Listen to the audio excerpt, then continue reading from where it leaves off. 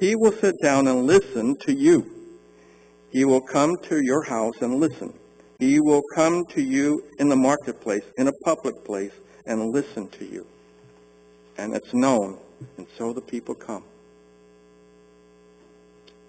And Jesus listens to such a degree that people walk away feeling this. And this is the intended, hopefully, the way that we will listen to people. People walk away with this feeling. He cares about me. I'm important to him. He understands me, my doubts, my hesitations, my longings, and my hopes. You know, social scientists, they say that there's a difference between hearing a person and listening to a person. There's a big difference. Hearing is for your sake. You hear to gather information for your benefit. You're hearing me right now. What am I going to get out of this message? All right, and rightly you should. If I were a student in college, I would listen to the professor or the lecturer for my benefit. I want to pass the class. I want to learn something about accounting or whatever, or medicine. That's why I'm listening. I'm hearing. But listening is quite different. It's just the opposite. It's for the sake of the speaker.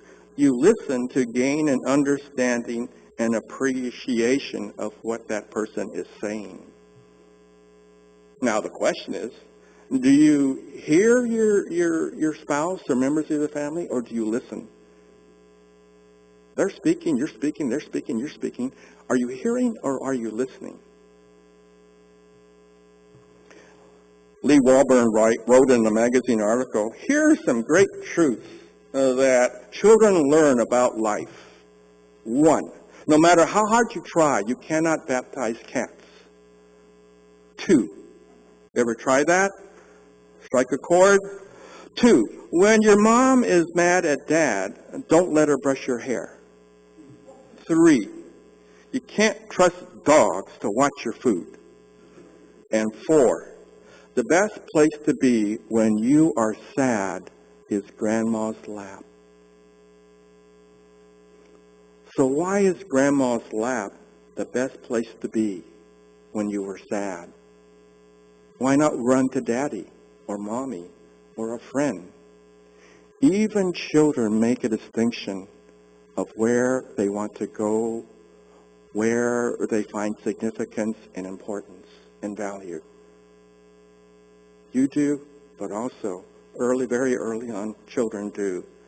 Children are smart, especially because they need to and they have basic survival skills. They have to learn that. So why do children run to Grandma to pour out their hearts? Why? Because of all the people in a child's world, when sad, Grandma doesn't tell you how you should feel. She doesn't tell you how you messed up or how to behave in the moment. Rather, she just listens to you and tries to understand what you're going through. Grandma will let you tell your story without interruption, without correction. She just listens and says, oh. In this way, a child has learned very early who has significance in life. I love Grandma because she hears my voice. Because she has inclined her ear to me, I shall call upon her as long as I live. You know, this child has many laps to sit on. Mommies, daddies, friends, but she has learned, Mommy doesn't listen. Daddy doesn't listen. My brother doesn't listen. My friend doesn't listen. But Grandma does. And so I go to her. Do people go to you? Do you know that the Bible establishes a priority when in the company of people? It does. The Apostle James writes this, be quick to listen and slow to speak. It's kind of a universal I don't know, rule when you're in the company of people. Be quick to listen and slow to speak. You know, and I thought about this. There are so many forms of speaking in the Bible, which are all biblically correct and have their places in a relationship. Preaching, teaching, exhorting, rebuking, admonishing, encouraging, correcting, consoling. Those are all forms of speaking. Yet, James says, before speaking, listen first. Be quick to listen and slow to do all those other stuff. There's a sequence and a priority. Pastor Ted was talking at discipleship class this morning about a priority. Seek ye first the kingdom of God. You do that first. Well, in a relationship, when words are exchanged, when things are verbalized, you listen first. You know, in his book, 7 Principles Jesus Lived to Impact, Connect, and Lead, Jed Medfine writes this: a story is told of a woman who was taken to dinner by the great British Prime Minister William Gladstone. And not long afterward, the same lady dined with Gladstone's equally famous Prime Minister and rival, Benjamin Disraeli. Asked later about the impression the two prominent figures made upon her, she explained, when I left the dining room after sitting next to Mr. Gladstone, I thought he was the cleverest man in England. But after sitting with Mr.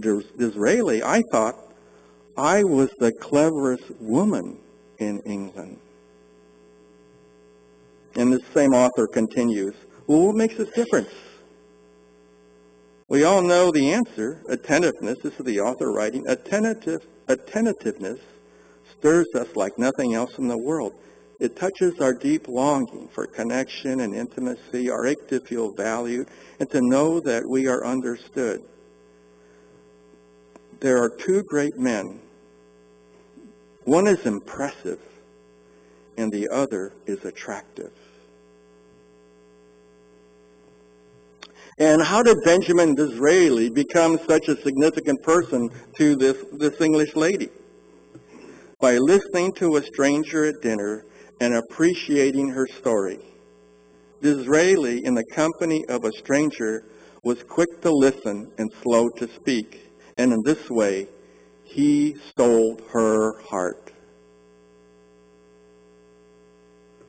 Absalom, in the company of his countrymen, he didn't give a political speech. He didn't explain his program for political change.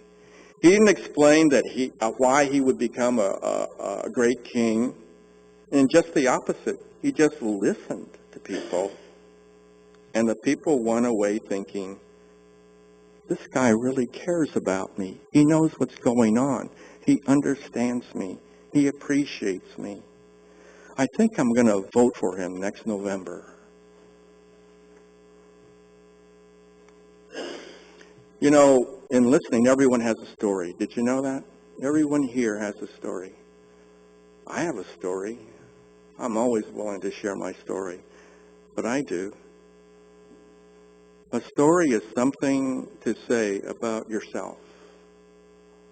Who you are, what you're going through, what hurts, what makes you glad. Why are you the way right now? Why you're feeling the way you are right now?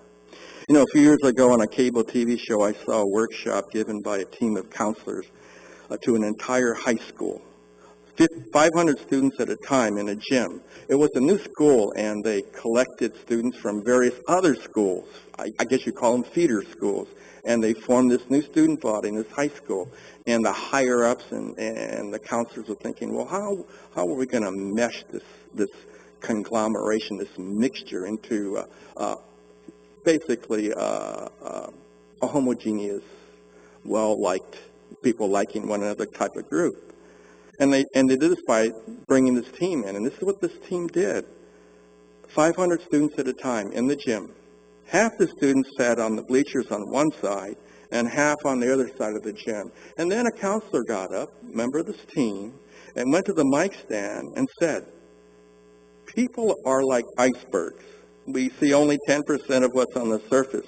The rest is hidden because people fear humiliation or rejection if what is truly going on in their lives is revealed. So, because of this, people feel lonely. They feel they're different. They feel isolated. They feel misunderstood. And they long for connection.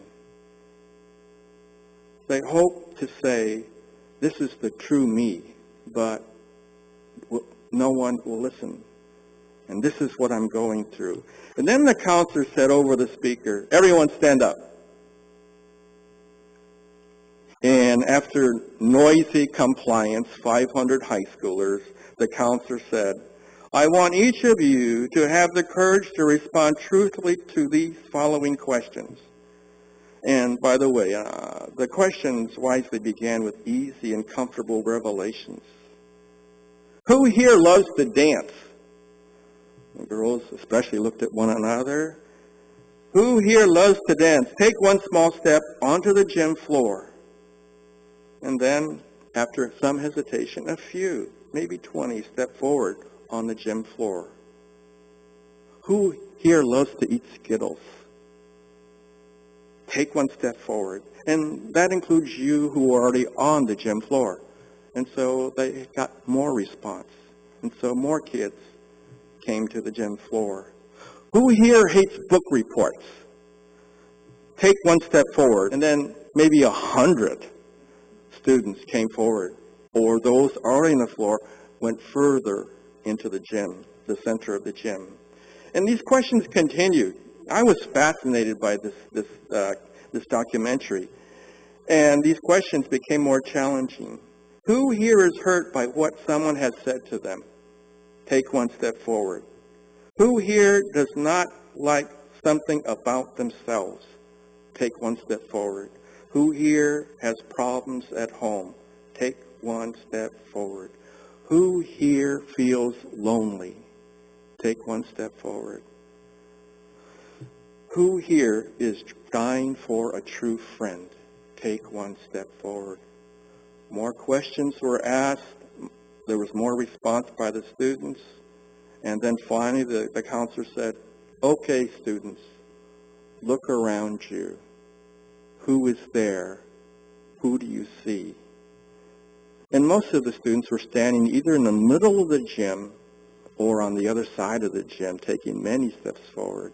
No one was in the stands.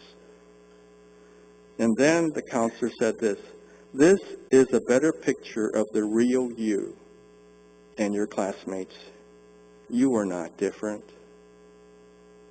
You are not alone. And then the students were broken up into groups of 5 to talk about why they stepped forward. And guess what? Many relationships began to be formed. I mean, it wasn't a panacea or a miracle, but there was a positive step, a progress made in unifying this eclectic congregation of teenagers. You know, why am I recounting this workshop? Because it documents, it demonstrates that everyone has their own particular story. You know, in 42 years of ministry, I have run into my fair share of Hawaiians. I asked Pastor Ted, just in case, are there any Hawaiians in this congregation? He said, no, I don't think so. I don't know, if you're a secret Hawaiian, you know, let it out. You know, you're okay. I've run into my fair of Hawaiians, and I find this, and by the way, my best ministerial friend is Hawaiian. So don't go all, you know, radical on me and throw tomatoes right now. I've run into my fair share of Hawaiians, whether they're Christians or not. I've done funerals, memorial service with Hawaiians, and, you know, we have Hawaiian memorial services or even Hawaiian weddings. But anyway, I run into my fair share of Hawaiians. They're delightfully different, aren't they? And they wear funny shirts, you know, and I see some. Sorry. They do funny dances. You know, my wife's on the hula team at worship team at church. So they wear funny things around their necks. It's either flowers or these big shells, you know, and they wear funny things in their hair. I even think they play this funny instrument, you know, it's like a small guitar. That's the way I look at it. Anyway, Hawaiians are funny. Have you ever been with a group of Hawaiians? I have now for many times now. You know, with no warning, they will grab one another and they'll form into small groups and they'll say, hey, let's talk story. You ever heard that phrase? I never did until I was with a group of Hawaiians. They talk funny. Let's talk story. And so I think that's even a funny verb. You know, how do you conjugate that? I talk story, you talk story, he, she, it talk story, we, you, they talk story. I don't know. I don't know how they get around, you know, communicating there in the islands. But anyway, they talk funny. And so Hawaiians are a great illustration of the human need to be understood. They love to talk story. This is my story. This is who I am. This is what's going on in my life. This is my fear. This is my joy. This is my frustration. This is what's happening to me. This is how I feel about my family. This is how my family feels about me.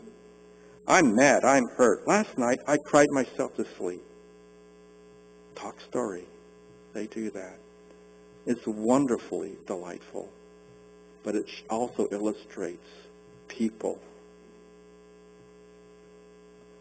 You know, a popular hair salon owner was asked, this Japanese American lady with wonderful hair, it's gray, but it's wonderfully, you know, arranged and styled. A popular hair salon owner was asked, why are you so successful? You're always booked solid. And this was a conversation at another church. And the owner stylist of that salon replied, well, I guess it's because I'm a good stylist, but secretly I think it's because I'm a good listener. I don't even have the answers to what people are saying to me, but I just listen as I wash, rinse, cut, and style. And that's how she became, in her mind, popular. So where do all people eventually end up, or wish they were there? With the people in their lives who will listen. They will go from place to place, from person to person, until they find a listener, and they will connect with that person or that group of people. This is the way people operate, whether it's a little child or someone with gray hair wishing to get her hairstyle. And the people who listen, these people become popular and prized because listeners are rare in the world. Did you know that? I'm really thrilled about evangelism. Why? Because in many ways I don't think it's about how your theology, your beliefs, or doctrine even.